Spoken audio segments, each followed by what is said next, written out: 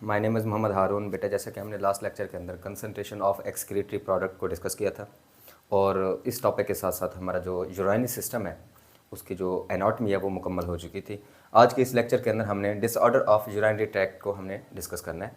तो स्टार्ट करते हैं। Disorder of urinary tract. Urology सबसे पहले डेफिनेशन आपको आनी चाहिए। Branch of medicine which deals with urinary tract infection and their treatment. ठीक है, साइंस की वो ब्रांच जिसके अंदर हम यूराइनरी ट्रैक्ट के यानी कि किडनी भी उसमें आ जाएगा, उसमें यूरेटर है, यूरिनरी ब्लैडर है, यूरीथ्रा के जितने भी इन्फेक्शंस हैं उनको हम डील करते हैं, उनके बारे में स्टडी करते हैं और उसके इलाज के बारे में डिस्कस करते हैं। इस ब्रांच को, साइंस के इस ब्रांच को हम क्या कहते हैं बेटा? यूरोलॉजी कहते हैं। अब यूराइनरी ट्रैक्ट इन्फेक्शन है क्या? यूटीआई से हम इसे जो है वो रिप्रेजेंट करते हैं।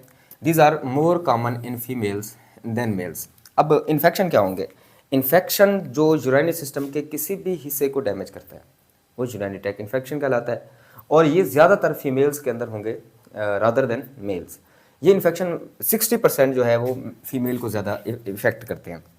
अब इसकी रीज़न क्या होती है? फीमेल्स के अंदर जो यूरीथ्रल लेंथ है, यूरीथ्रा की जो लेंथ होती है बेटा वो स्मॉल होती है, स्मॉल लेंथ होती है। और मेल के अंदर जो यूरीथ्रल लेंथ है, इन मेल की अगर बात करें तो यहाँ पर यूरीथ्रा चूँकि लार्ज होता है और इसके साथ साथ कुछ सक्रीशंस भी बनती हैं यूरीथ्रा के अंदर, मेल के अंदर, जिसकी वजह से इन्फेक्शन होने के चांसेस कम होते हैं। क्योंकि फीमेल के अंदर यूरीथ्रा की लेंथ स्मॉल होती है तो इसलिए वहाँ पर इन्फेक्शन के चांसेस ज़्यादा से ज़्यादा होते हैं। तो ये जो यूरिनरी ट्रैक्ट के इन्फेक्शन है ना बेटा, ये आप लोगों ने याद रखना है कि फ़ीमेल के अंदर मोर कॉमन है देन मेल्स। अच्छा, उसके बाद ये यूरिनरी ट्रैक्ट के इन्फेक्शन जो है किस किस हिस्से को डैमेज करते हैं उसी हिसाब से फर्दर इन इन्फेक्शन को हम कैटेगराइज करते हैं। यूरिथ्राइटिस, ये वो इन्फेक्शन, आइटस जब भी लफ्ज़ इस्तेमाल होता है ना ये इन्फेक्शन के लिए इस्तेमाल होगा, इन्फेक्शन के लिए। और ये इन्फेक्शन मोस्टली बैक्टीरिया से भी काज हो सकते हैं, बैक्टीरिया से भी काज हो सकते हैं और इसके साथ साथ एज पे भी डिपेंड करता है। एज के साथ साथ इन्फेक्शन काज हो सकते हैं, यानी आपके ये इन्फेक्शन एज डिपेंडेंट भी है और इसके अलावा कुछ बैक्टीरियल इन्फेक्शन भी यहाँ पर हो सकते हैं।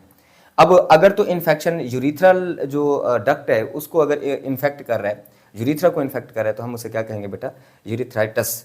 और सिस्टाइटिस, अगर इसमें इन्फेक्शन जो है यूराइनरी ब्लैडर का, अगर इन्फेक्शन यूरिनरी ब्लैडर को इफेक्ट कर रहा है तो फिर हम उसे क्या कहेंगे बेटा? सिस्टाइटिस कहेंगे।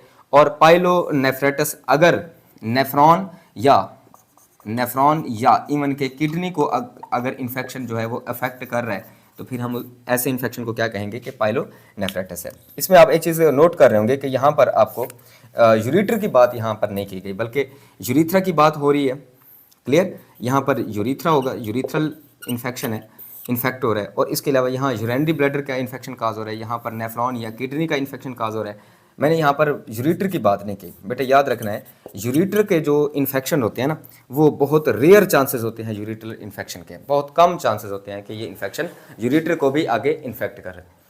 अच्छा बेटा, उसके बाद जो यूरिनरी ट्रैक्ट इन्फेक्शन के बाद जो नेक्स्ट पार्ट है urinary tract infection caused by bacteria.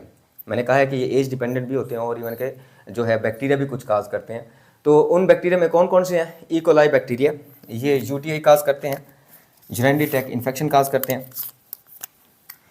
तो ये ओवरऑल जनरल हमारे किसी भी यूरिनरी सिस्टम के पार्ट को इन्फेक्ट कर सकता है ये ई कोलाई बैक्टीरिया। नाइजेरिया गोनोरे, ये गोनोरिया ये डिजीज़ है गोनोरिया, ठीक है, ये हमारे रिप्रोडक्टिव ऑर्गन्स को डिस्कस जो है वो डिस्टर्ब करता है। और टी पैलिडियम है जो आगे फर्दर जो है सिफाइलिस काज करता है। इन सब प्रोसेसेस को हमने सेकेंड ईयर के अंदर इंशाल्लाह जो चैप्टर नंबर 18 है रिप्रोडक्टिव सिस्टम, वहाँ पर उसको डिटेल से हमने डिस्कस करना है। तो ये कुछ बैक्टीरिया हैं जो आगे फर्दर हमारे रिप्रोडक्टिव सिस्टम को या यूरिनरी सिस्टम को भी ये इन्फेक्ट कर सकते हैं। उसके बाद ये तो फर्स्ट वन था पार्ट, यूरिनरी सिस्टम के जो इन्फेक्शन हैं बैक्टीरिया से भी काज हो सकते हैं, एज के साथ साथ भी होते हैं। तो उसमें से पहला जो हमारे पास डिसऑर्डर ऑफ यूरिनरी सिस्टम है जो आपके सिलेबस में डिटेल से डिस्कस किया गया बेटा वो है किडनी स्टोन्स। अब सबसे पहले डेफिनेशन क्या है कि किडनी स्टोन्स हैं क्या? बेसिकली किडनी स्टोन्स हार्ड, सख्त, क्रिस्टलाइन मिनरल मटेरियल है। ठीक है, मिनरल्स कुछ आपके किडनी के अंदर जमा हो जाते हैं, ठीक है, जो बाद में स्टिक टुगेदर एक दूसरे के साथ चिपकते जाएंगे और हार्ड या सख्त स्टोन्स बना लेंगे, पत्थर की तरह के जो है ना स्ट्रक्चर्स बना लेंगे। पेबल्स, छोटी छोटी कंकरियों की शक्ल में ये इकट्ठे हो जाएंगे और इनका साइज़ जो है वो सैंड, रेत के ज़र्रे के से लेकर गोल्फ बॉल तक बड़ी स्टोन्स हो सकती हैं। तो ये स्टोन्स हैं क्या? बेसिकली देखें, ये जो आपका किडनी है ना ये क्या कर रहा होता है, मुसलसल खून की सफाई कर रहा होता है, जो एक्स्ट्रा मिनरल्स हैं, एक्स्ट्रा साल्ट हैं, इनको आपकी बॉडी से बाहर निकाल रहा होता है, वेस्ट मटेरियल को बाहर निकाल रहा होता है। अब जैसे एक सिस्टम काम कर रहा है, ज़ाहिर बात है उसके अंदर थोड़ा बहुत तो कचरा जमा होता जाएगा। अगर आप सही तरीके से पानी वगैरह नहीं पीते तो वो गुर्दे की अपनी सफाई नहीं हो सकेगी और उसमें मिनरल्स जो हैं वो इकट्ठे होना शुरू हो जाएंगे, और वो मिनरल्स चूँकि बाद में ऐसा ऐसा चिपकते जाएंगे एक दूसरे के साथ और हार्ड क्रिस्टलाइन स्टोन की तरह के स्ट्रक्चर बना लेते हैं, जिनको हम क्या कहते हैं बेटा, किडनी स्टोन्स कहते हैं। अब किडनी स्टोन से होता है क्या, जहाँ स्टोन्स बनती हैं वहाँ नेफ्रॉन लेवल डैमेज होना शुरू हो जाता है।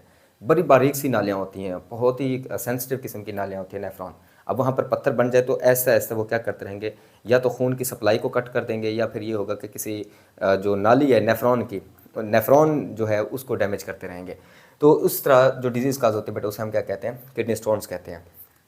ज़रूरी नहीं है कि किडनी के अंदर जो स्टोन्स बनी हैं वो वहीं किडनी के अंदर ही रहें, तो इनकी जो लोकेशन है वो आगे may travel to whole urinary system. Kidney से कुछ स्टोन्स निकल कर यूरेटर में आके जो है वो रुक सकती हैं, या इसके अलावा जो है आपके यूरिनरी ब्लैडर को आके डैमेज कर सकती हैं। तो ये स्टोन जो किडनी के अंदर बनती हैं, या वो किडनी को भी और साथ साथ वो यूराइन के साथ बाहर निकलते हुए यूरेटर को ब्लॉक कर सकती हैं, या यूरिनरी ब्लैडर को भी ब्लॉक कर सकती हैं। उसके बाद ये जो कंडीशन है जिसमें हमारी किडनी के अंदर ये स्टोन्स बन चुकी हैं बेटा, इसके लिए एक टर्म इस्तेमाल होती है, नेफ्रोलिथियासिस। नेफ्रोलिथियासिस किसे कहते हैं, एक ऐसी कंडीशन है जिसमें स्टोन फार्मेशन होती है, पत्थरियाँ बन जाती हैं। स्टोन फार्मेशन किसके अंदर बेटा, किडनी के अंदर। हमारी किडनी के अंदर क्या बन जाएंगी, स्टोन या पत्थर बन जाएंगे। इस कंडीशन को हम नेफ्रोलिथियासिस भी कहते हैं।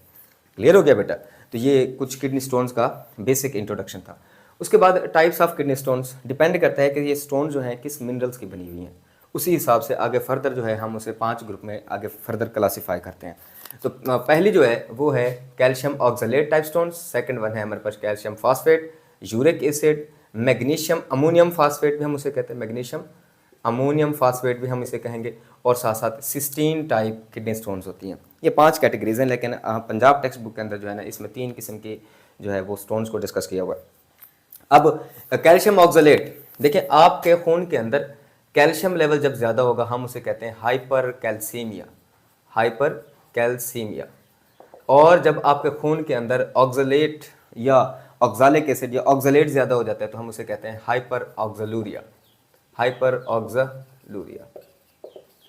ठीक है, तो ये जो दोनों कंडीशन है, कैल्सीमिया है या ऑक्सलेट या कैल्शियम लेवल, जब जैसे ही ब्लड का हाई होता है तो वो जब वॉश किया जा रहा होता है, उसको साफ किया जा रहा होता है ना आपके किडनी के अंदर, तो ये कैल्शियम और जो ऑक्सलेट है ये इकट्ठे होना शुरू हो जाते हैं, और जो स्टोन्स बनते हैं उनको हम कहते हैं कैल्शियम ऑक्सलेट। ये जो कैल्शियम ऑक्सलेट टाइप स्टोन्स होती है ना बेटा, ये मोस्टली आप जो लीफी वेजिटेबल्स खाते हैं, पालक का इस्तेमाल करते हैं, सब्ज़ी वगैरह का इस्तेमाल करते हैं, या ऑक्सलेट ख़ासतौर पे जो आप कलेजी का इस्तेमाल करते हैं, उनके अंदर आपको ये इस तरह के जो है मिनरल्स मिलते हैं, और उससे जो आगे के स्टोन्स बनेंगे उनको हम कहेंगे कैल्शियम ऑक्सलेट टाइप स्टोन्स। और इसके सबसे ज़्यादा चांसेस होते हैं 70 to 80%, बहरहाल हम इसे 75% तक कह लेते हैं कि सबसे ज़्यादा जो किडनी स्टोन्स हैं वो किस तरह की होती हैं, कैल्शियम ऑक्सलेट टाइप स्टोन्स होती हैं।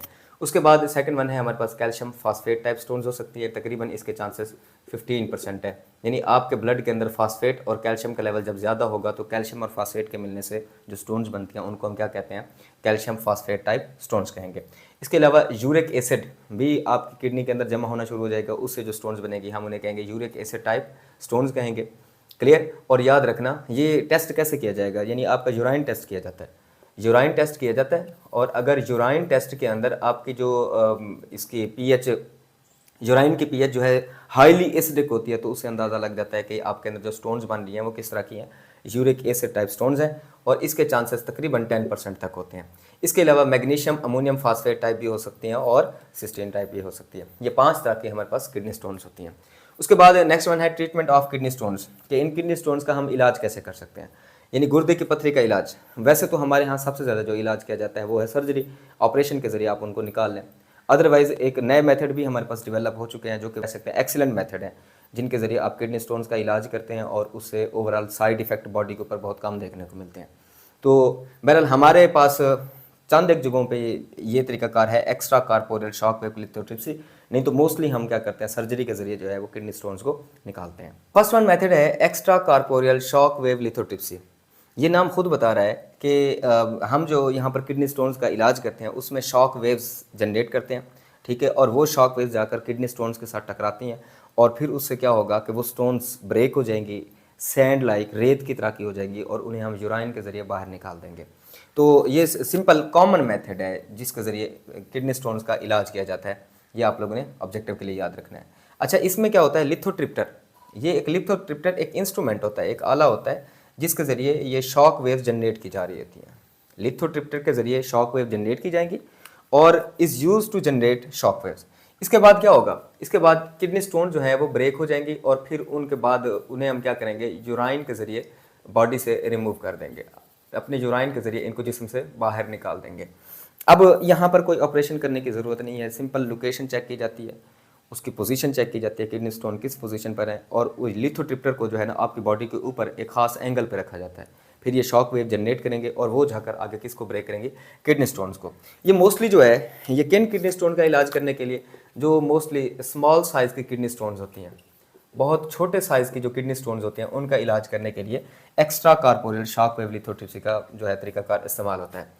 उसके बाद नेक्स्ट वन मेथड है जो कि पंजाब टेक्स्ट बुक में नहीं है, ओवरऑल फेडरल बुक में इस मेथड को डिस्कस किया गया है, वो है परक्यूटेनियस नेफ्रोलिथोट्रिप्सी, हम उसे कहते हैं। इसमें क्या किया जाता है, इसमें बैक साइड पे ऑपरेशन करके, ठीक है, कोई लार्ज साइज़ का कट नहीं लगाया जाता, स्मॉल साइज़ का जो है कट लगाकर वहाँ पर क्या किया जाता है, लार्ज साइज़ के स्टोन्स को निकाला जाता है।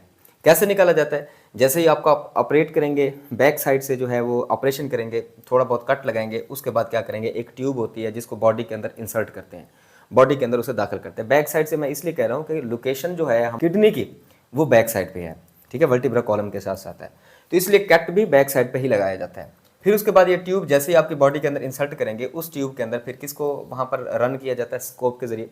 और ये स्कोप क्या करता है, खास तौर पे लोकेशन आपको बता रहा होता है, आपको दिखा रहा होता है कि किडनी स्टोन्स कहाँ पर है, ये लोकेशन देने के लिए इस्तेमाल किया जाता है। यानी ये भी ट्यूब के अंदर से स्कोप गुजारा जाता है। फिर उसके बाद क्या किया जाएगा, एक और ट्यूब गुजारी जाएगी जिसके अंदर अल्ट्रासाउंड लगा हुआ होता है, अल्ट्रासाउंड जो आगे शॉक वेव जनरेट करता है। शॉक वेव, जो शॉक वेव फिर आगे क्या करेंगे, यानी आप स्कोप से उसको लोकेट कर रहे होंगे, देख रहे होंगे कि भाई फलां जगह पे किडनी स्टोन्स है, उसके बाद अल्ट्रासाउंड के जरिए आप उनके शॉक वेव जनरेट करके ब्रेक करते हैं, स्टोन्स को ब्रेक करते हैं। ब्रेक करने के बाद मोस्टली क्या किया जाता है, इसी इंस्ट्रूमेंट के जरिए, इसी आले के जरिए फिर क्या किया जाता है, अगर क्लिप लगे हुए होते हैं उन क्लिप के जरिए आप स्टोन्स को बाहर निकाल सकते हैं, खुद भी आप स्टोन्स को बाहर निकाल सकते हैं। ये जो मेथड है ना, ये लार्ज साइज़ के स्टोन्स को बाहर निकालने के लिए इस्तेमाल होता है। तो ये आज का हमारा लेक्चर था जिसमें हमने डिसऑर्डर ऑफ यूरिनरी सिस्टम को डिटेल से डिस्कस किया है। एक और डिसऑर्डर हमारे पास रह गया जिसको हम कहते हैं सिंपल रीनल फेलियर। तो उसका इलाज कैसे होगा, रीनल फेलियर कंडीशन क्या है, और उसके बाद किडनी ट्रांसप्लांट, इंशाल्लाह फिर ये जो हमारा यूरिनरी सिस्टम है और उसके इन्फेक्शन और ट्रीटमेंट साथ ये कंप्लीट हो जाएगा। आज के लिए बस इतनी ही है, इजाज़त दीजिए, अल्लाह हाफ़िज़।